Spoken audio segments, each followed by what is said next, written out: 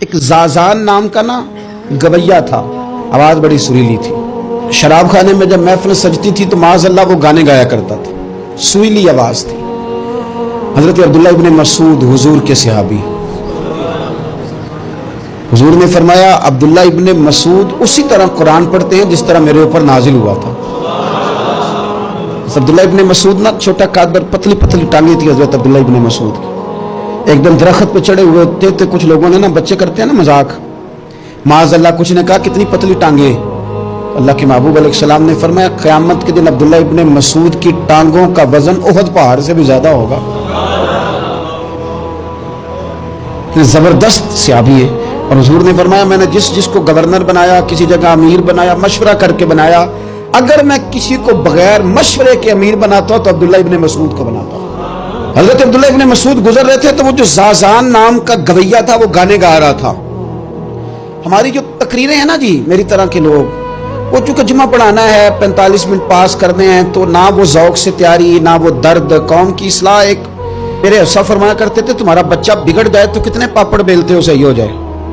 یکدم خدا نہ خواستہ خاکم بدہن کروڑ دفعہ اللہ معاف کرے کسی باپ کو رات کو خبر مل جائے کہ تیرا بیٹا نشہ کرتا ہے، سوئے گا رات کو، روئے گا کہ نہیں مسلح بچھا کے؟ لیکن یہ صرف اپنے بیٹے کے بارے میں ہے، کاش قوم کے ہر بیٹے کے بارے میں ہمارا یہی ذہن بن جائے کہ یار یہ کیوں بگڑ گیا ہے۔ اور اس درد سے جب ہم اصلاح کریں گے، تقریر کریں گے، پھر آپ محسوس کریں گے کہ اللہ اس میں اثر بھی پیدا کرے، اس میں تاثیر آتی۔ حضرت عبداللہ ابن مسعود گزرے تو اب درد تھا نا دل کے اندر، اور اگر کسی نے توبہ کرنی ہے تو ایک جملے سے بھی کر لینی ہے۔ آپ گزرے، سریلی آواز کانوں میں آئی، کھڑے ہو کے کہنے لگے کون ہے؟ کہ جناب زازان نام کا گویا ہے۔ مصطفیٰ کریم کے شانوں والے غلام کی زبان سے لفظ نکلے، کتنی سونی آواز ہے، کاش یہ قرآن پاک کی تلاوت کرتا۔ اللہ اکبر، کاش کوئی ایسا ہو تو صحیح جو ہمیں کہے کہ کاش یار تو قرآن پڑھتا، کتنی سونی آواز ہے، کاش تو نعت پڑھتا۔ کوئی کہے تو صحیح، کوئی کہتا ہی نہیں، کوئی کہتا ہی نہیں کتنا سونا چہرہ ہے، کاش اس پہ داڑھی ہوتی، کوئی کہتا ہی نہیں میری ملت کے جوانوں۔ سینکڑوں لوگ ہیں۔ ایک بچہ مجھے ایک دفعہ ملا لاہور میں تو میرے گلے رکھ کے اس طرح رویا جس طرح کو بچھڑا ہوا روتا ہے۔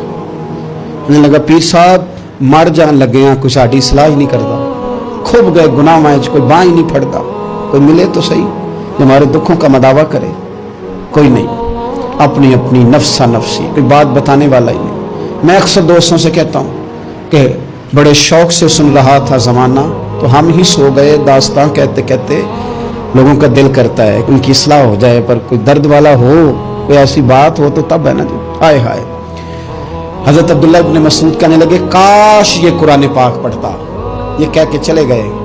باہر وہ نکلا نا، جب سارے لوگ باہر نکلے اس معاذ اللہ بری مجلس سے، تو چین گوئیاں ہو رہی تھی کہ آج تو یہاں حضرت عبداللہ ابن مسعود بھی آئے تھے۔ تو زازان سے کسی نے کہا کہ آج نا حضرت عبداللہ ابن مسعود نے تیری آواز سنی، تیری آواز، تو وہ کہہ رہے تھے کاش اتنی سونی آواز سے قرآن پڑھتا تو مزہ آتا، کاش۔ وہ کہنے لگا نبی پاک کے صحابی نے میرا نام لیا ہے، گویا ہو کے میرا ذکر کیا ہے، حضرت عبداللہ ابن مسعود نے میرا نام لے کے کہا کہ کاش میں قرآن پڑھتا، اور میرے لیے کہا مصطفیٰ کے صحابی نے، حضور سے قرآن سیکھنے والے کی خواہش ہے کہ میں قرآن پڑھوں۔ دوڑے گئے، کدھر ملیں گے عبداللہ ابن مسعود؟ فلاں جگہ غسل کیا، وضو کیا، پیروں میں لگ گئے جا کے، کہنے لگے سونیا جس کے قرآن پڑھنے کی تعریف مدینے والے کریں وہ میرے بارے میں کہے کہ مجھے قرآن پڑھنا چاہیے تھا، آج سے میں نے ٹھوکر ماری سارے گانوں کو، سکھاؤ مجھے قرآن، میں قرآن ہی پڑھا کروں گا، میں قرآن پڑھوں گا، میں پڑھ پڑھ کے سناؤں گا، لوگ میری زبان سے اللہ کے کلام کی تلاوت سنا کریں گے۔ کوئی بیٹھا ہوا مجھے دور دعا دیتا ہے، میں ڈوبتا ہوں سمندر اچھال دیتا ہے، کوئی تو ہو نا جو کہے، کوئی تو ہو۔ فرمانے لگے بس ہو گئی حضور، آپ دیکھیں گے میں قرآن ہی پڑھوں گا۔